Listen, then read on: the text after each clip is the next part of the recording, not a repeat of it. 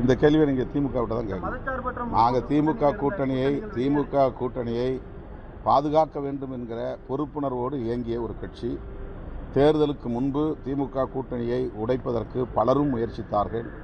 அதுவும் என்னை வைத்து உடைக்கிற முயற்சி நடந்தது. அதற்கு நான் இணங்கவில்லை.